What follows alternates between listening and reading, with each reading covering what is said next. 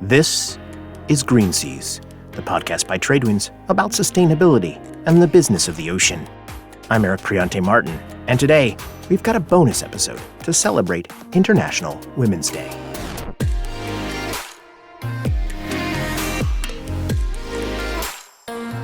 You may have noticed that after a long while of calling this a podcast about the environment, we've since started describing it as a podcast about sustainability. And sustainability involves more than the environment. It also means talking about people. And what better day to focus on that than International Women's Day? Shipping, after all, has a gender issue, particularly at sea. There are not enough women going to sea, and in parts of the world where seafarers are being sought, the industry has struggled to get women, especially young women who are about to reach university level, to sign up for a seafaring career. That is unlikely to change dramatically anytime soon, but there are some efforts to do so. One of them comes from the Norwegian city of Bergen, headquarters of Grieg Group, which owns Grieg Star Ship Management. Grieg has been recruiting and educating young seafarers from the Philippines for a number of years to work on its ships, and it's had some success in putting a focus on recruiting young women to go to sea. TradeWinds technology editor Craig Eason was in Bergen to talk to Second Officer Chantal de Sagan, who has been at sea for 10 years working on board Grieg ships. I am Chantal Agujar de Sagon. Right now, I am a second officer on board the Grieg Star vessels, and I was selected last 2012, and my first time to sail was 2014. So I was born in a small island right in the central of the Philippines. My family's path is very inclined to teaching. So I really thought for a time that teaching is also the path for me. But since I was living in a very small island, I was always fascinated about the other side of the world. You know what lies beyond the sea, and I want to see the world outside of our island. So that is like the first thought that I had, and I know that someday I would go outside our small island. And so when I started going to school and I started going to competitions, I was sent by my school to other places, and it was the first time that I have that sense of adventure that I really, really liked. And that was the time that I thought that I need to find a way to do something where I can support my family financially and at the same time do something to do something that I really love. So the university in my place is very close by, and I always pass the university every time I have to go to the mainland, and I always see the very big billboards that says "See the world for free." So it's like the answer to my dream. It's a win-win situation. I get to support my family financially and do something that I really love to do, which is traveling around the world. 99% of the Filipinos who apply to take a career to go to sea are men. Yes. How did that figure into your thinking at the time? Well, at first, I did not really think too much about this side of this industry because I was very young and all I really thought about was the adventure that I was going to take. But then going into the industry when I started studying and when I started going at sea, I started to realize that there is a very, very little percentage of the females who actually go into sea, and that is when I started to realize that this should be something that we should promote and encourage others to go into this kind of a profession because there is a future in this kind of industry. You kind of must have thought, I'm going to be breaking new ground here. I'm going to be forging a new way for other women. Did you feel like did you feel committed to that? Yeah, because actually during the first time that Yannicka and I met, it was the first time that Grieg was actually interviewing female seafarers. So it was very clear from the start that this is the first step of Grieg to start having female on board. So during the first time, it was kind of terrifying because it will be a big step, and I will take it as a challenge that I will be the front runner for this movement. But I am. As scary as it is, I am very happy because I have the support of our owners, because it is the goal of our owners and of course my support from Yannicke and everybody else, that everybody will be working towards this goal, and I will never be alone in this journey. Tell me a little bit about the training then and your experiences going on board, how you were or were not accepted on board. I guess what I'm asking here is not just your experiences, but if you got any sort of feedback from the male seafarers on the ships about how they felt and how they had to change their attitudes a little bit. I want to share. I have this experience that really opened my eyes that there is a very big gap between the attitude that the seafarers are having. So when we were, I was having a casual conversation with one of my colleagues, and we were on standbys. We were supposed to berth, and then we were just having this casual conversation, and he made a comment about it, and he told me directly to me because it's only the two of us, and then he said, do you know, I really think that you would not last 7 years here on board sailing.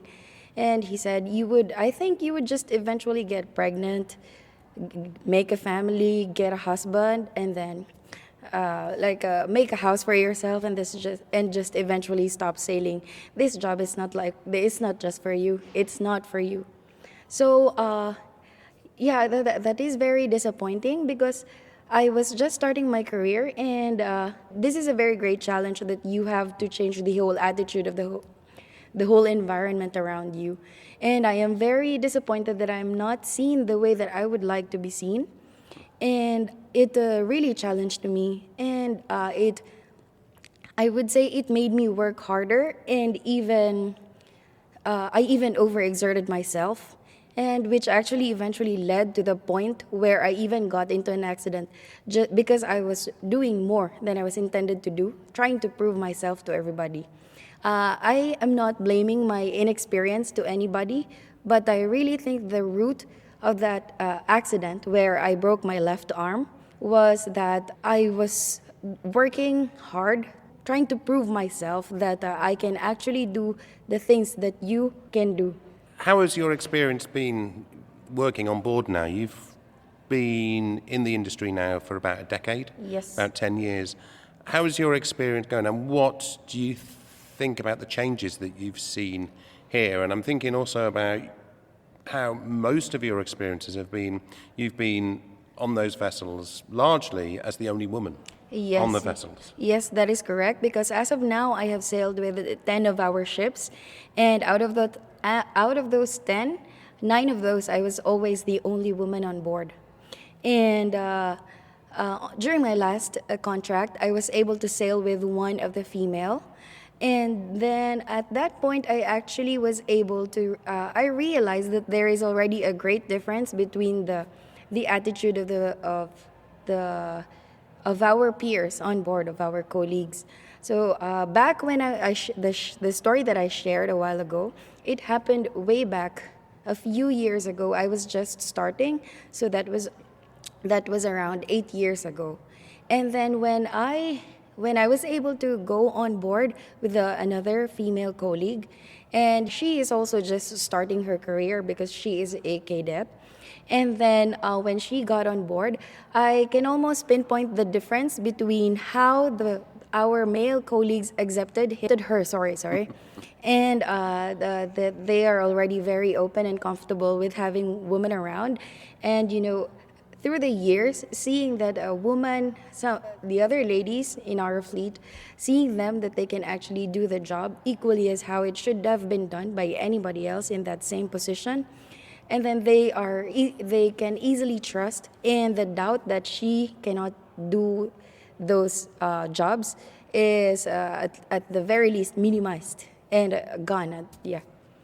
So, what would you like to see in your career now? Because at some point you're married. You will at some point possibly want to start a family. We know that we have got this arrangement. Yes. You've got this arrangement within Grieg, that is now a possibility. Yeah. That must be a very comforting thing, enabling you to say, okay, now I'm definitely staying in this company because they're looking after me here. They're doing something here. So how do you think that's going to help in your career, and how do you think the overall industry is beginning to accept female officers and ratings into the industry, and I mean more here the merchant industry, not so much the cruise industry and the super yacht industry, which is a different kettle of fish altogether, really. But how do you see the changes over the decade that you've witnessed and the sort of acceptance? And do you think we're getting it right and we're able to attract more and more young Filipino women to come into the industry and be part of this?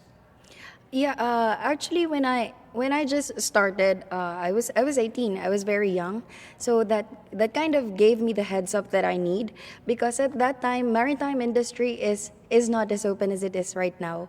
There is a great difference between the initiatives that were already placed. So before, when I was 18, if you would ask me how am I going to build a family to myself, and I would just say that. I believe that the maritime industry will be placing the initiatives, and through those 10 years we were able to work out some initiatives, like in our company, where we were able to push through maternity leaves, and we have this benefits where for seafarers, for the ladies, that we do not need to be afraid that if we get pregnant, that we still have a company to get back to. And then the initiatives from IMO, where they are very much supporting the female seafarers to be included in the growth in the maritime industry. And our companies are even they're offering us shorter contracts on the early years of our child. So I can say that if you ask me now, how will I make my family? It is very possible. So right now, the work-life balance can really be. I think it is already. It can happen. Read more about International Women's Day in shipping at TradeWindsNews.com.